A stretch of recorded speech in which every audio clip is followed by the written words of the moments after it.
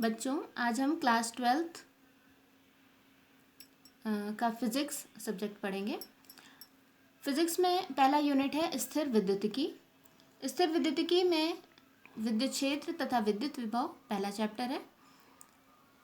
विद्युत क्षेत्र और विभव की बात करने से पहले हम बात करेंगे विद्युत आवेश की। विद्युत आवेश क्या होता है? लगभग 250 साल पहले यूनानी दार्शनिक थेल्स ने देखा कि अंबर की पदार्थ को जब ऊन से रगड़ा जाता है तो उसमें हल्की वस्तुओं को जैसे कागज़ के टुकड़े, तिनके इत्यादि को उठाने का, अपनी ओर आकर्षित करने का गुण आ जाता है। लेकिन बहुत सालों तक इस बात को कोई महत्व दिया नहीं गया।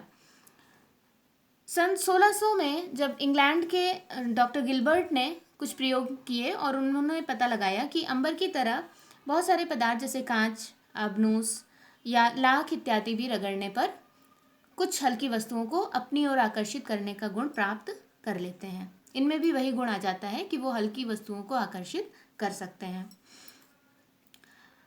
इससे स्पष्ट है कि इन पदार्थों में ये गुण जो है वो रगड़ने के कारण उत्पन्न हुआ है, यानी घर्षण की वजह से उत्पन्न हुआ है। और ये गुण प्राप्त कर लेने के बाद पदार्थ विद्युतमय हो जाता है। हम ये कहते हैं कि ये पदार्थ इलेक्ट्रीफाइड हो गया। जिन पदार्थों में कुछ हल्की वस्तुओं को आकर्षित करने का गुण विद्यमान हो जाता है, वो प्राप्त कर लेते हैं इस गुण को, तो उस पदार्थ को हम कहते हैं कि ये पदार्थ विद्युतमय यानी इलेक्ट्रीफाइड हो गया है। इलेक्ट्रीफाइड हो जाने के बाद हम ये कहते हैं कि उस वस्तु में इलेक्ट्रिसिटी या विद्युत आ गई है, विद्युत कहलाती है। ये गुण जो है वो विद्युत कहलाता है। और विद्युत कहलाने का ये पदार्थ के आवेश को ग्रहण करने की वजह से उत्पन्न होता है। आवेश ग्रहण करने के बाद पदार्थ आवेशित हो जाता है, यानी इस वैद्युतमय पदार्थ को हम कहते हैं कि ये आवेशित पदार्थ है। आवेश दो तरह के होते हैं, ऋण आवेश और धन आवेश। यदि हम कांच की छड़ को रेशम से रगड़ें तो छड़ आवेशित हो जाती है, और आबनूस की छड़ को बिल्ली की खाल से रगड़ें तो वो भी आवेशित हो जाती है। लेकिन दो तरह की अगर कांच की छड़ों को हम रेशम से रगड़कर एक दूसरे के पास में लटकाएं तो हम देखते हैं कि दोनों कांच की छड़ें एक दूसरे को आकर्षित नहीं करती बल्कि प्रतिकर्षित करने लगती हैं। और इसी तरह अगर आबनूस की छड़ को हम दूसरी कांच की छड़ के पास ले जाते हैं तो वो आपस में आकर्षित होने लगती हैं। तो इस तरह से हम ये पता लगा सकते हैं कि चार्ज दो तरह के होते हैं, और दोनों चार्जेस में दो चार्जेस अगर एक दूसरे को आकर्षित करते हैं तो हम कहते हैं कि ये दोनों ही चार्जेस विपरीत तरह के हैं। विपरीत तरह के मतलब एक चार्ज है पॉजिटिव और दूसरा चार्ज है निगेटिव। और जब कोई भी दो आवेश एक दूसरे को प्रतिकर्षित करते हैं तो हम कहते हैं कि ये सेम टाइप के चार्जेस हैं, जिनको हम कहते हैं या तो वो पॉजिटिव पॉजिटिव होंगे या तो वो निगेटिव निगेटिव होंगे। यानी कि same charges ripple opposite charges attracts, यानी सजातीय आवेश एक दूसरे को प्रतिकर्षित करते हैं और विजातीय आवेश एक दूसरे को आकर्षित करते हैं। बच्चों, हम जानते हैं कि प्रत्येक पदार्थ अनेक कणों से मिलकर बना होता है। जब दो आवेशित पदार्थ एक दूसरे को आकर्षित या प्रतिकर्षित करते हैं तब ये सोचना पड़ता है कि एक पदार्थ के कण दूसरे पदार्थ के कणों को आकर्षित या प्रतिकर्षित कर रहे होंगे। आकर्षित मतलब एक दूसरे को अपनी ओर खींचना, और प्रतिकर्षित मतलब एक दूसरे को दूर धकेलना या उसके ऊपर ऐसा बल लगाना जिससे कि वो उससे दूर हट जाए। तो किन्हीं भी पदार्थ के कण या तो एक दूसरे को आकर्षित करते हैं या एक दूसरे को प्रतिकर्षित कर रहे होते हैं। क्योंकि आवेशित पदार्थ दो प्रकार के होते हैं, धन आवेशित और ऋण आवेशित, अतः हम ये मान सकते हैं कि पदार्थ के कण भी दो प्रकार के होते हैं, धन आवेशित कण और ऋण आवेशित कण। दो समान आवेश वाले कण एक दूसरे को प्रतिकर्षित करते हैं, जबकि विपरीत आवेश वाले कण एक दूसरे को आकर्षित करते हैं। जब किसी पदार्थ में ऋण कणों और धन कणों की संख्या एक बराबर होती है, यानी कि जितने संख्या में ऋण कण विद्यमान है उतनी ही संख्या में धन आवेशित कण भी विद्यमान है।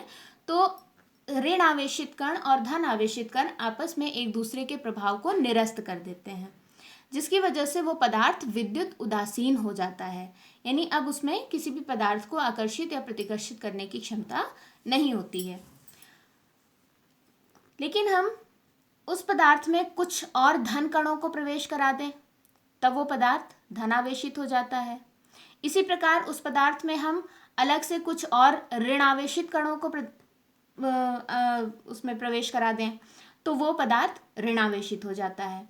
मतलब ये है कि जिस आवेश का प्रभाव जितना अधिक होगा वही आवेश उसमें परिलक्षित होता है, वही आवेश उसमें दिखाई देता है। यदि धन कण अधिक होंगे तो वो पदार्थ धन आवेशित होगा, यदि ऋण कण अधिक होंगे तो वो पदार्थ ऋण आवेशित होगा। अब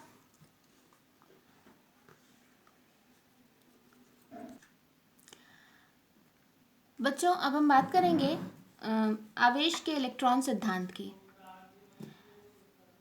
इलेक्ट्रॉन सिद्धांत के आधार पर हमें ये ज्ञात है कि प्रत्येक पदार्थ परमाणु से मिलकर बना है।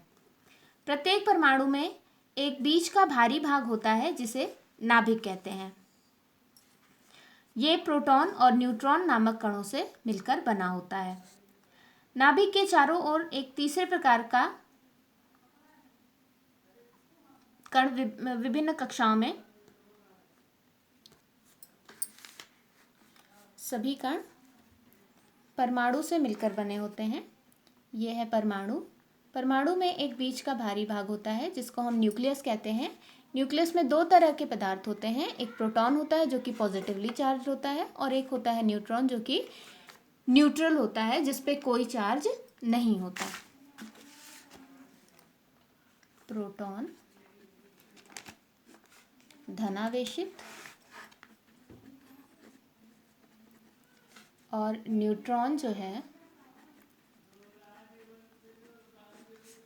वो न्यूट्रॉन उदासीन होता है। उदासीन का अर्थ है कि इस पर न तो धनावेश है और न ही ऋणावेश है। और हमें यह भी ज्ञात है कि परमाणु के जो बीच में जो भारी भाग है वो तो नाभिक होता है, लेकिन नाभिक के चारों तरफ विभिन्न कक्षाओं में कुछ इलेक्ट्रॉन्स चक्कर लगाते हैं। पहली कक्षा में 2 इलेक्ट्रॉन, दूसरी कक्षा में 8 इलेक्ट्रॉन, या जितने भी अलग अलग तत्वों में अलग अलग संख्या होती है इलेक्ट्रॉन्स की। तो अगर हम इलेक्ट्रॉन्स की बात करें तो नाभिक में प्रोटॉन जितनी संख्या में होते हैं, जितनी संख्या प्रोटॉनों की होती है, उनके चारों ओर, नाभिक के चारों ओर विभिन्न कक्षाओं में चक्कर लगाने वाले इलेक्ट्रॉनों की संख्या भी उतनी ही होती है। तो इलेक्ट्रॉन तो ऋणावेशित कण है, इलेक्ट्रॉन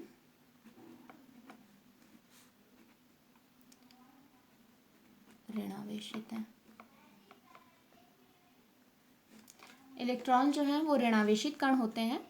तो अक्सर ही हम देखते हैं कि पदार्थ में जितनी संख्या में नाभिक में प्रोटॉन होते हैं उतनी ही संख्या में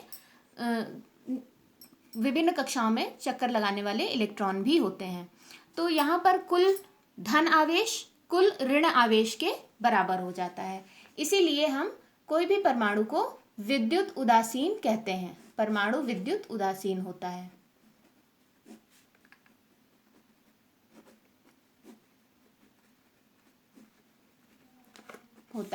क्योंकि number of electrons is equals to number of proton. ये परमाणु की बात है। तो इसी प्रकार प्रत्येक पदार्थ में हम ये बात देखते हैं, क्योंकि प्रत्येक पदार्थ परमाणु से मिलकर बना हुआ है और हर एक परमाणु में प्रोटॉनों की संख्या इलेक्ट्रॉनों की संख्या के बराबर है। यानी कुल मिलाकर हम कहें तो धन कणों की संख्या ऋण कणों की संख्या के बराबर होती है। इसीलिए साधारण अवस्था में जो पदार्थ होते हैं वो विद्युत उदासीन होते हैं।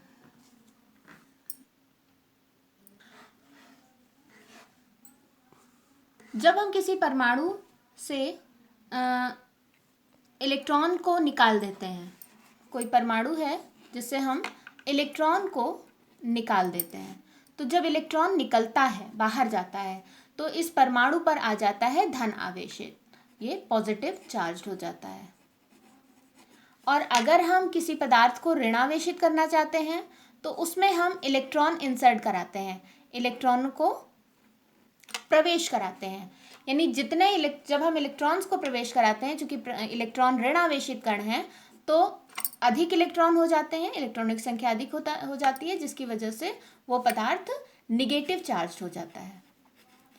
तो इस बात को हम समझे, इलेक्ट्रॉन सिद्धांत यही है कि कोई भी पदार्थ धन आवेशित है, इसका मतलब यह है, धन आवेशित का अर्थ है पदार्थ में इलेक्ट्रॉनों की कमी।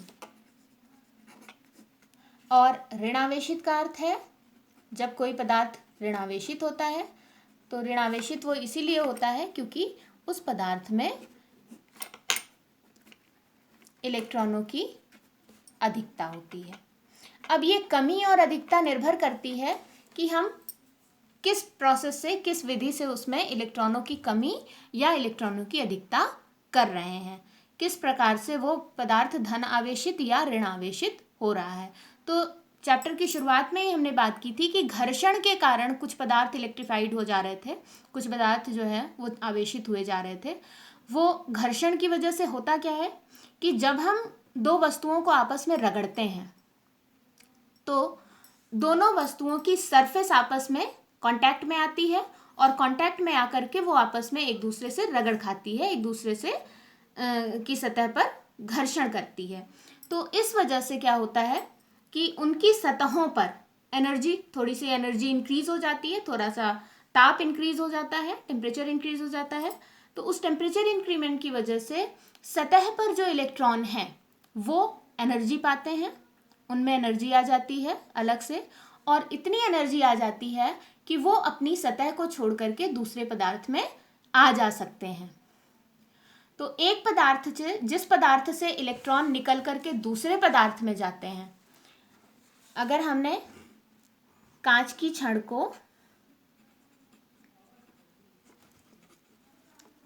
छड़ को रेशम पर रगड़ा है, तो कांच की छड़ से रेशम में इलेक्ट्रॉन अगर चले गए तो कांच की छड़ पॉजिटिव चार्ज हो जाएगी और रेशम निगेटिव चार्ज हो जाएगा। तो घर्षण की प्रक्रिया यही है कि घर्षण के कारण कांटेक्ट में आने वाली जो सरफेसेस हैं, सरफेस पे एनर्जी इंक्रीज होती है। उस एनर्जी की वजह से इलेक्ट्रॉन कुछ एनर्जी पा करके सतह को छोड़ने में, अपने सतह को से निकल जाने में कामयाब हो जाते हैं। इलेक्ट्रॉन्स इमिट हो जाते हैं सरफेस से, और इस इमिशन की वजह से एक इलेक्ट्रॉन अपने सरफेस को छोड़ करके दूसरे पदार्थ की अंदर एंटर कर जाते हैं, जिसकी वजह से जिस पदार्थ से इलेक्ट्रॉन निकलते हैं वो पदार्थ पॉजिटिव चार्ज हो जाता है, और जिस पदार्थ से में इलेक्ट्रॉन एंटर करते हैं वो पदार्थ जो है वो निगेटिव चार्ज हो जाता है। जब दो वस्तुएं आपस में रगड़ी जाती हैं तो दोनों वस्तुओं पर विपरीत आवेश उत्पन्न होता है, और यह आवेश जब मापा जाता है तो हम देखते हैं कि दोनों ही वस्तुओं पर आवेश एकदम सेम मात्रा में होते हैं, समान मात्रा में होते हैं। यानी एक पदार्थ में जितनी आवेश की कमी होती है, जितना पॉजिटिव चार्ज होता है, वो दूसरे पदार्थ के निगेटिव चार्ज के बराबर होता है। यानी हमेशा दो वस्तुएं जब आपस में रगड़ी जाएंगी तो दोनों पर जितना पॉजिटिव चार्ज एक वस्तु पर आएगा, दूसरी वस्तु पर उतना ही निगेटिव चार्ज आएगा। यानी कि जितने इलेक्ट्रॉन एक वस्तु में से निकलेंगे उतने ही इलेक्ट्रॉन दूसरी वस्तु में प्रवेश करेंगे। दोनों वस्तुओं पर सेम आवेश इसीलिए होता है क्योंकि आवेश हमेशा संरक्षित रहता है। इसे कहते हैं आवेश के संरक्षण का नियम। आवेश का संरक्षण ये कहता है कि आवेश को न तो उत्पन्न किया जा सकता है और न ही नष्ट किया जा सकता है, केवल आवेश एक वस्तु से दूसरी वस्तु में स्थानांतरित हो सकता है। आवेश का स्थानांतरण हो सकता है।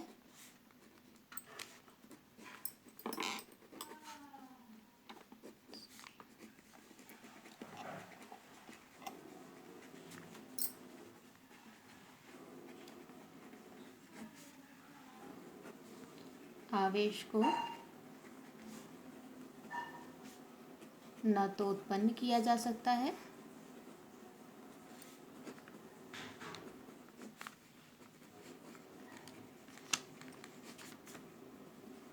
और न ही नष्ट कर सकते हैं।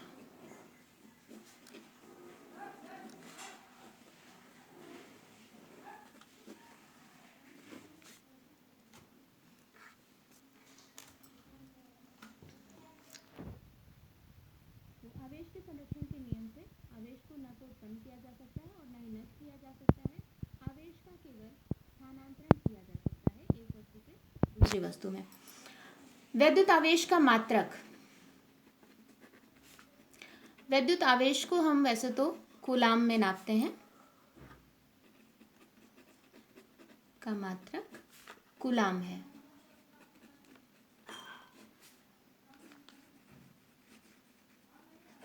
कूलाम वैद्युत आवेश का मात्रक जो है वो कूलाम है और कूलाम एक बहुत बड़ा मात्रक है, इसलिए हम आवेश को मापने के लिए माइक्रो कूलाम यानी कि एक छोटी राशि जिसको हम माइक्रो कूलाम, एक माइक्रो कूलाम में 10⁻⁻6 कूलाम आवेश होता है।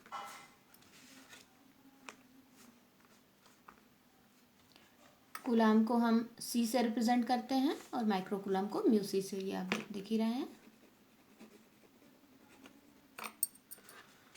और आवेश जो है, विद्युत आवेश जो है वो विद्युत धारा, अगर हम मूल राशियों के टर्म्स में देखेंगे तो विद्युत धारा और समय के गुणनफल के बराबर होता है। विद्युत आवेश बराबर विद्युत धारा गुणे समय। तो इस प्रकार जो इसका मात्रक है coulomb 1 coulomb is equals to 1 ampere into second.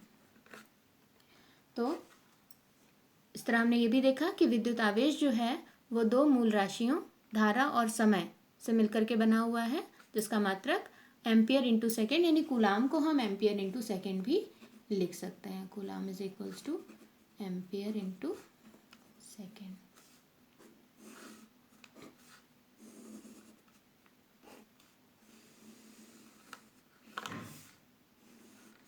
और जब हम विद्युत धारा की बात करते हैं तो विद्युत धारा की परिभाषा ही यही है कि विद्युत आवेश के प्रवाह की दर को विद्युत धारा कहते हैं। तो एक कूलाम आवेश क्या है? यदि किसी चालक में, ये परिभाषा है कूलाम की परिभाषा, एक कूलाम की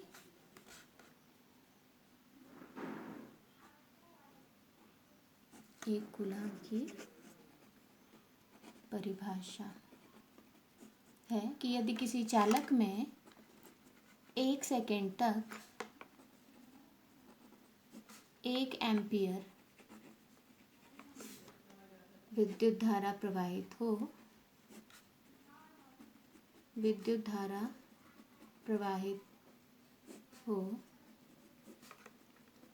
तो कहा जाता है कि चालक में प्रवाहित आवेश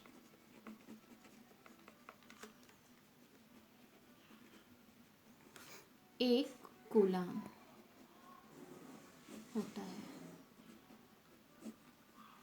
तो ये एक कूलाम की परिभाषा है कि यदि किसी चालक में 1 सेकेंड तक 1 एम्पियर करंट प्रवाहित होती रहती है तो हम कहते हैं कि उस चालक में, उस कंडक्टर में जो प्रवाहित आवेश है वो 1 कूलाम होगा।